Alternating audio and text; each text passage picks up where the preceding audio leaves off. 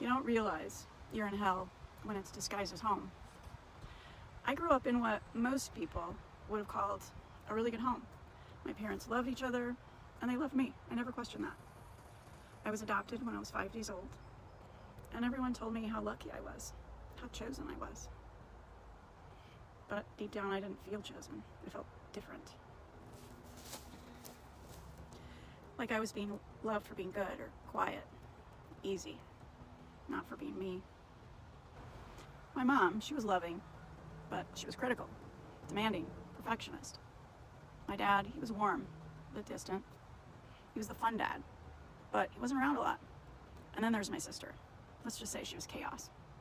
The kind of chaos that made my mom cry behind closed doors. And I watched it all of it. And somewhere deep inside of me, I learned what it took to stay safe. Being the center of attention isn't safe. Having needs wasn't safe. So I did what I was told. I stayed small, I stayed quiet. I learned that if I could make other people happy, if I could be pleasing, predictable, unseen, I'd be okay. And that's how I survived.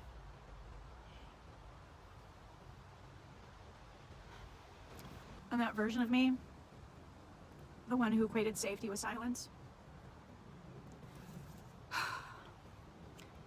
she's the one that walked straight into a relationship that nearly destroyed my life and myself for the next 40 years. In the beginning, we were inseparable.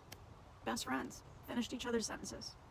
Laughing late into the night, he told me no one had ever understood him like I did. I believed him. I thought we were the kind of couple that other people envied. The cracks started small.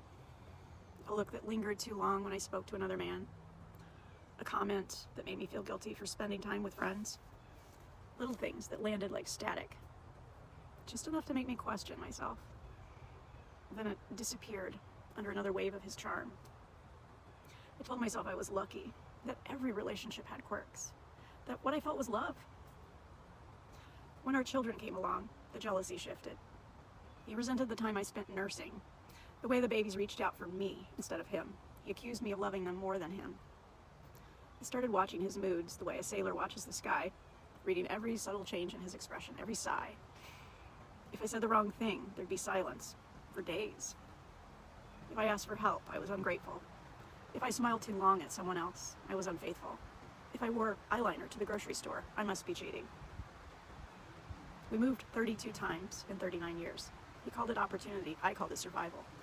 Each move causing me to lose contact, rebuild, have to start over every single time. And all the time, I didn't even notice myself shrinking. I was never really allowed to have my own world. He didn't like my friends. He didn't like my family. Anyone or anything that took my attention away from him was a threat. So slowly, I disappeared into his orbit. It was always there, but unseen, just the way he wanted it.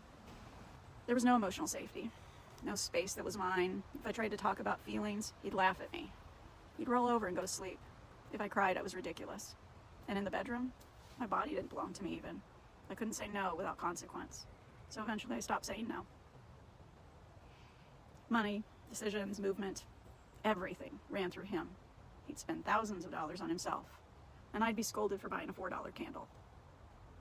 He'd vanish for work trips while I stayed home with the children and exhaustion. And when he came back, I was expected to smile and be grateful. The gaslighting was constant, subtly crafted, elegant even. If he lied, I was imagining things. If he hurt me, I was too sensitive. Even our couples therapist couldn't see it at first.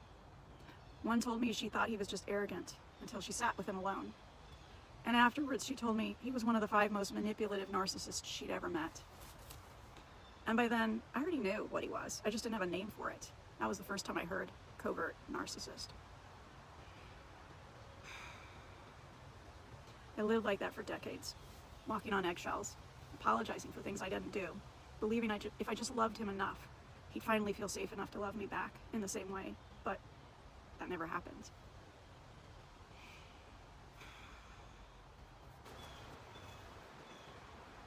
By the end, I was gone. Anxiety, depression, panic attacks, night terrors, OCD, chronic health problems. And then one ordinary day, the kind of day that should really have meant nothing, everything abruptly changed.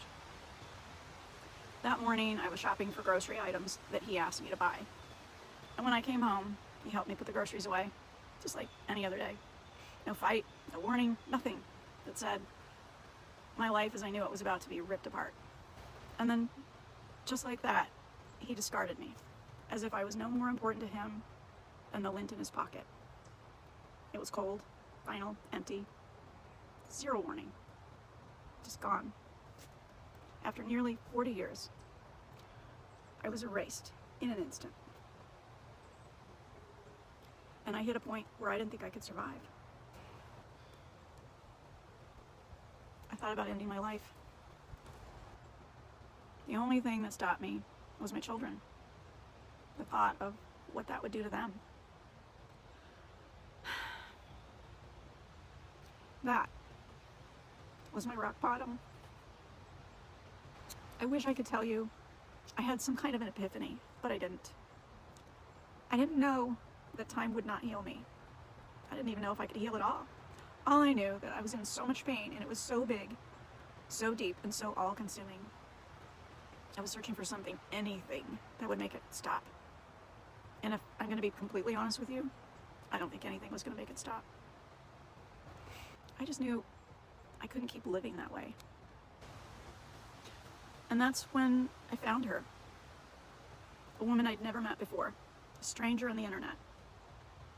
But when I heard her tell her story, the abuse, the darkness, the despair, something inside of me knew. She didn't know me, but she understood me.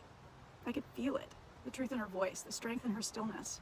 And for the first time, I thought, maybe I can heal. That one decision changed everything for me. Because sometimes all it takes is one person who's already walked through fire, someone who isn't afraid of your pain or your past, someone who can see your potential, even if you can't. Someone who can look you in the eyes and say, I know exactly how you got here, and I also know the way out. That's who I've become. That's why I do this work, because every woman still trapped in that silence, still questioning her worth, still mistaking chaos for love, she deserves to find the one person who can help her come home to herself again. So, if that's where you are, if something in you hears this and just knows, then maybe I'm that person for you. And maybe this is where your healing begins. And I need you to know this isn't where my story ends. Because I didn't just survive that life, I built a new one. From the ashes of everything I thought I was before, I created something new, something real, something mine. I used to wake up with panic in my chest, and now I wake up in a home that I created with my own 2 hands, filled with peace, laughter, freedom. I used to second guess every decision I made, every word, every breath. Now, I trust myself completely. I used to walk on eggshells. Now I walk barefoot through my kitchen, play music, no fear in my body. I used to feel invisible, but now I'm seen. Not just because someone else finally noticed me, but because I noticed me. That is the work I do now, helping women to step into that same freedom, helping them remember it's not just possible to rebuild after abuse. It's inevitable when you decide you're done surviving. Because healing doesn't just bring peace, it brings power. And when you finally come home to yourself, it's where your entire life begins again. I'm living proof. And you can be too.